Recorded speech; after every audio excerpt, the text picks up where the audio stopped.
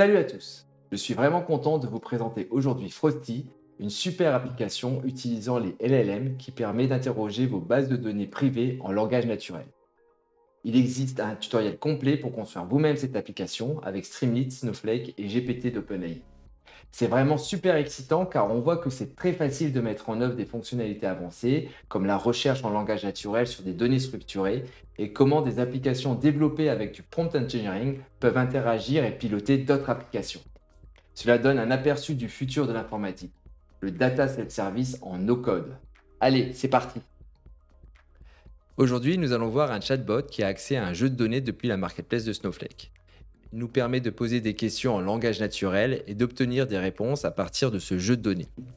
Les outils utilisés sont LLM, nous utilisons GPT 3.5 Turbo d'OpenAI, ainsi que Streamlit, une bibliothèque open source qui permet de créer, de déployer, partager rapidement des applications web à partir de scripts Python.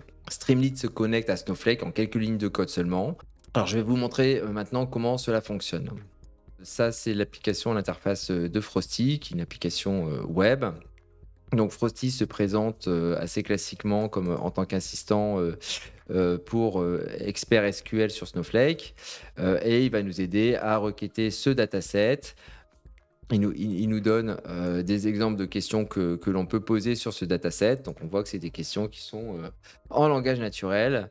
Donc là, qu'est-ce que l'on peut nous montrer? Les actifs totaux pour les banques pour une certaine année. Donc, je vais l'updater, je vais faire un in 2021 et je vais passer, je sais pas, un exemple in New York, par exemple. Je sais pas si ça va fonctionner.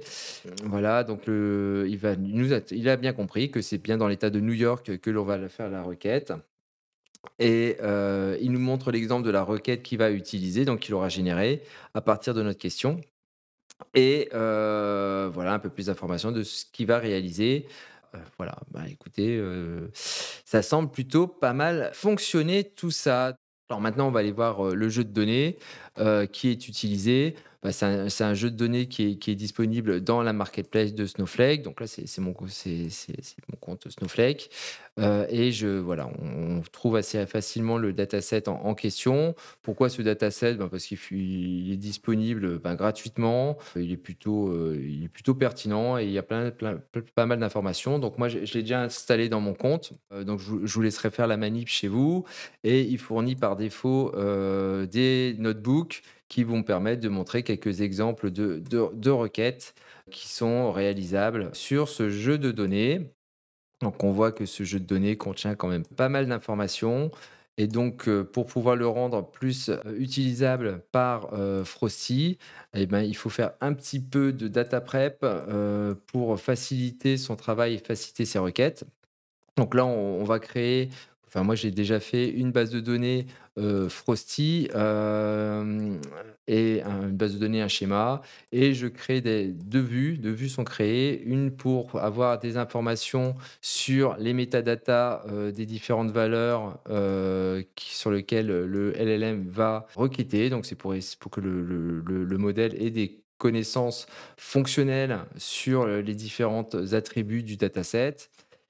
La 2e, vue qui est créée, c'est une vue qui va être, utilisée par le modèle pour réaliser ses requêtes de façon beaucoup plus simple pour lui.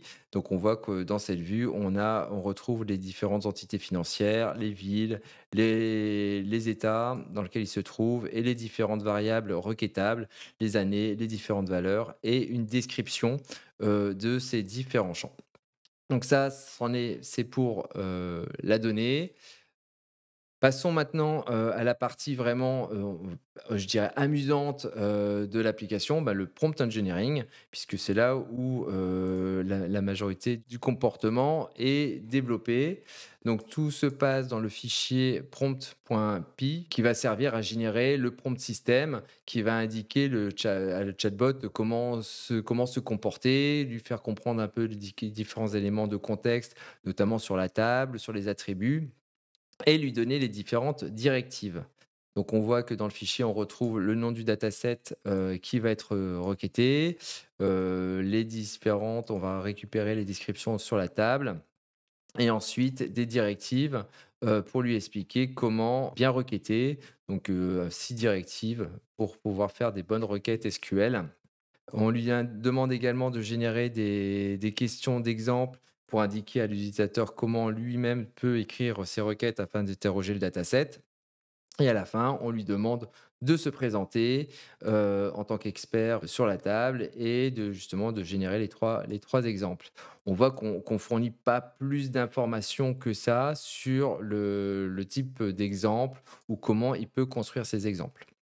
Dernière partie du prompt, ben, c'est justement la récupération des différentes données qu'on a vues dans la base de données. Donc, une partie sur la partie, métadata et ensuite comment structurer les jeux de données récupérés dans la requête afin qu'ils puissent être utilisés derrière pour rendre le résultat final.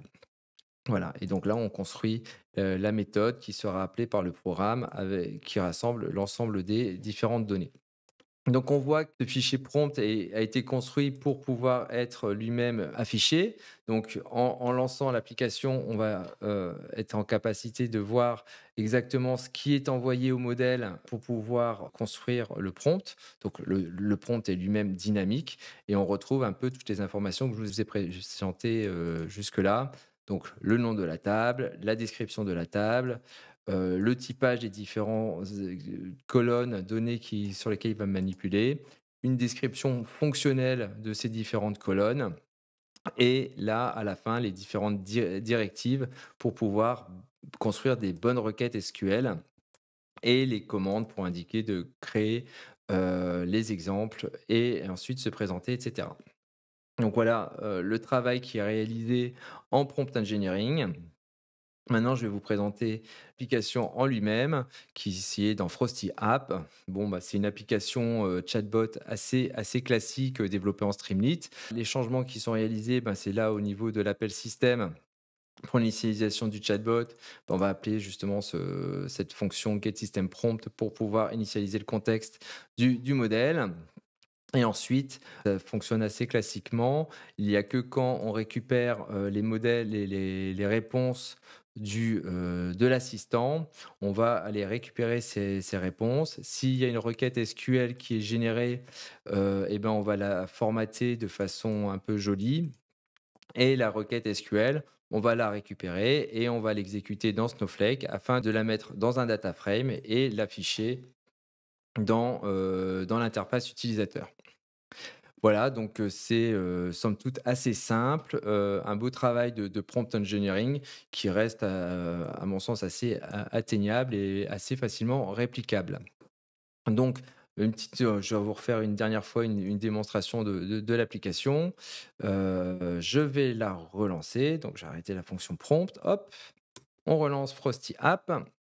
Voilà, donc on revoit, le Frosty qui se présente. Donc on est dans la nouvelle interface Streamlit qui fait un affichage, en streaming, hein, token par token. Il interagit avec le modèle et dès que le modèle envoie du contenu, il est affiché directement, donc ce qui rend l'interface un peu plus sympathique. Voilà, encore une fois, les descriptions et ben, on voit encore une fois que c'est des nouvelles exemples de questions.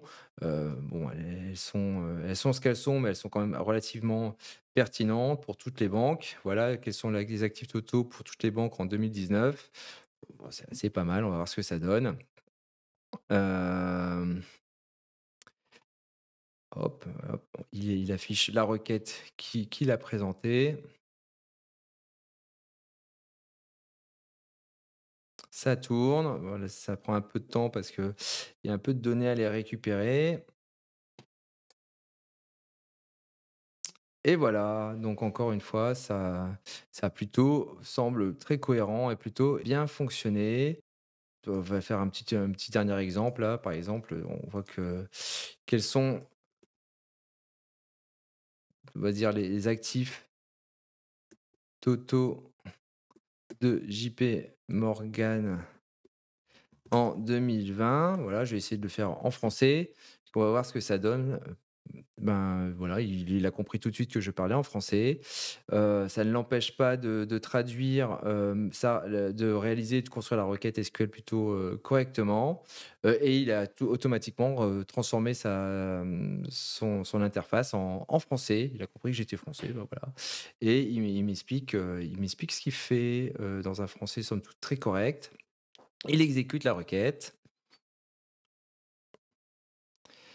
On va regarder la requête SQL. Ouais, bah, elle est plutôt pas mal. Et voilà, 2 chiffres, pourquoi 2 chiffres? Je ne sais pas, bah, il y a peut-être 2 JP Morgan, je sais pas. Bon, merci beaucoup d'avoir suivi intégralement cette vidéo avec moi. On va conclure maintenant. Vous avez vu que on peut construire un chatbot utilisant les LLM capable de traduire des questions en langage naturel en requête SQL et puis d'exécuter réellement ces requêtes sur des données pour pouvoir fournir des réponses et des informations également, en langage naturel ou de façon structurée. Alors, c'est vraiment qu'un point de départ pour explorer ce type de possibilités d'interface de chat pour l'exploration de données en self-service. Voilà, on voit qu'il suffit de donner accès au dataset et les utilisateurs peuvent complètement faire ce qu'ils veulent avec ces données-là et les interfaces qui construisent des réponses et assistent parfaitement les utilisateurs et ça a été fait, en, quelques lignes de code. Voilà, donc pouvez, partir de ce chatbot-là, essayer de le mettre à jour pour pouvoir faire, requêter vos propres données privées.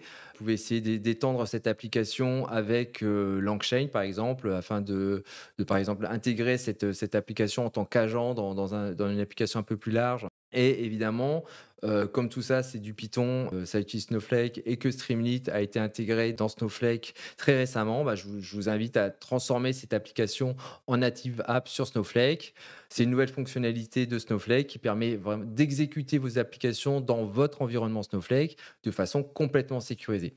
Donc, je voudrais terminer cette présentation pour remercier les équipes Snowflake et surtout Streamlit de nous avoir donné accès à cette superbe application qui est vraiment impressionnante et qui donne vraiment un avant-goût de ce que sera les applications LLM du futur avec des interfaces en langage naturel et une programmation, elle aussi, en langage naturel et des applications qui interagissent les unes avec les autres de façon, comment dire, assez relativement simple et fiable.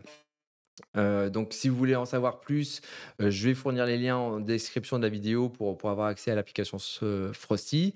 Merci beaucoup de m'avoir regardé. Likez, partagez, abonnez-vous pour en savoir plus sur les applications LLM et toute l'actualité, du générative AI.